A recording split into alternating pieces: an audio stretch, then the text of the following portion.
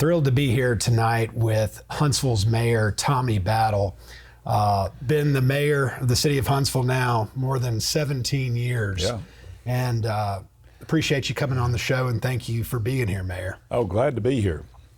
Wanted to ask you, first off, how did you get into municipal politics? I know you ran, city council back in the 80s? Yeah. Many moons ago, I ran for city council, and this was back when we were running city at large. I was 28 years old, running for city council. There were 5 people in the race, and I had some really good friends out there who helped with the race and helped me, go door to door and do all the things that you had to do when you were running. And we were too young and dumb to know we weren't supposed to win, and we won, and I woke up the next day and said, wow, now I got to really do something. And so from 84 through 88, we worked, I was on city council. I had my own restaurant, my own business, and a young family, and it was a lot of fun. But I kind of felt I was overtaxing the idea of still being able to be a part of a family and do all those things. So in 88, I decided I was going to go up or out. So again, 5 people in the race. I ran for mayor in 88 and got into the runoff, and the runoff was between myself and Steve Hettinger, and the people elected for me go back to the private sector. So I headed back to the private sector, and really, it was the best thing ever happened to me. I call that life outside the fishbowl. Elected life is somewhat life inside the fishbowl. But Right. This was life outside the fishbowl, and I got to do a lot of things I never would have gotten to do. I got to work with be on the HIMSI board. I got to be on the solid waste board. I got to be on the early works board.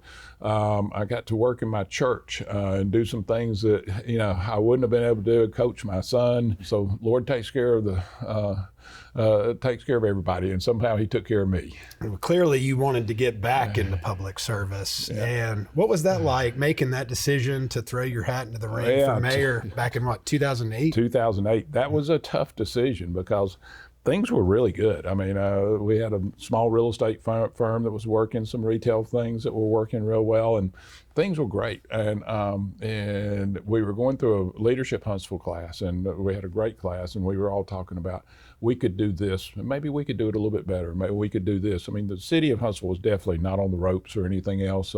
Mayor Spencer had done a good job, but we just kept thinking that we could do something a little bit more and maybe help shape the future of the city. And our whole class kept talking about that, and there's about 50 of us in class, and finally it came down to, if we're going to do it, who's going to do it? And I had, having run for mayor before, still had the inkling in my blood to do it, and there were several times I said, I'm not going to do this. Things are too good.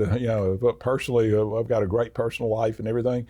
But finally, it just kind of came down to that we felt like we could do something great here. And, over the past 17 years, almost 18, we've been able to do some great things.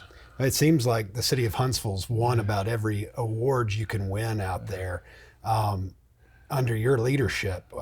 Going back, though, over these past 17 plus years, what are 1 or 2 of the things you're proudest of the most in regards to your work with the city? I think the 2 things I'd be proudest of most is when we came in, we had a section of the town who was challenged, and in that section of the town, I always said that they've been left out of the economic prosperity of Huntsville. That they weren't part of the economic prosperity. They didn't have jobs. They didn't have new housing. They didn't have they didn't have new schools, and so, when I ran under the idea of one city, one vision, and there was no way to pull the city together until we were able to get past that fact. Mm-hmm. And so we realized that we had some great entry-level jobs, but they were all about minimum wage. We had some great jobs on the upper end, which were rocket scientists and engineers and degree professionals. But that middle section, we were just really missing it. We had 300 jobs open up at Toyota Motor Manufacturing, and 10,000 people applied, which meant that you had a lot of people who were underemployed. Yeah. And so we went after advanced manufacturing, and over the past eight or 10 years, we've been able to add about about 30,000 advanced manufacturing jobs. And that's everything from Mazda, Toyota to Blue Origin to GE Aviation, Polaris, to Polaris, and so all many. those companies that we've been able to go through. And they've added a middle section to what we have. Advanced manufacturing gives someone an opportunity to make $60,000, $80,000, $100,000 a year, and make a really decent living, and raise a family and put food on the table. And so we were able to conquer that. And as we did that, we didn't hear that same conversation from those folks in those areas, because all of a sudden they had opportunity. And opportunity is what I think government's all about. Give someone the opportunity for a job. You don't have to give them a job, give them the opportunity for a job.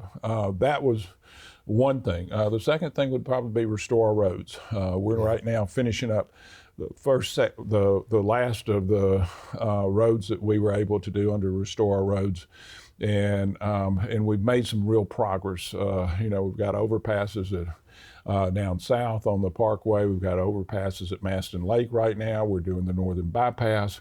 We were able to improve Research Park Boulevard. You go down the list.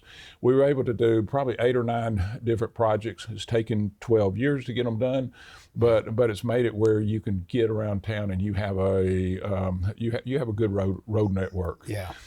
Next step's going to be Restore Roads 2, where we got more roads we have to do. But that's part of a growing city. If you're growing, you're going to have to grow your infrastructure as you grow your city. Yeah, no doubt.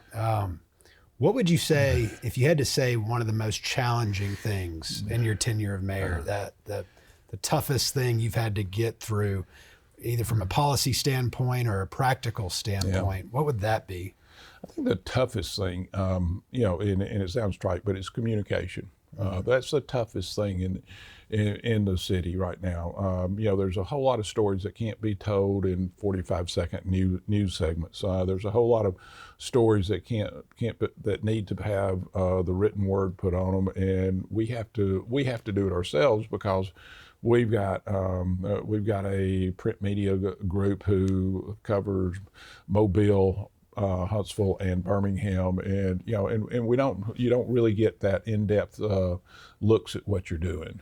So communication is tough, because if you don't communicate it to people, they'll make it up, and the stories they make up are probably just not the same ones that are factual that we have. So we started off with a communication department of one person, and basically they were a press secretary, and we're now up to 6 people in our communication department, but we produce weekly shows on city council. We do newsletters for city council. We do newsletters for the mayor.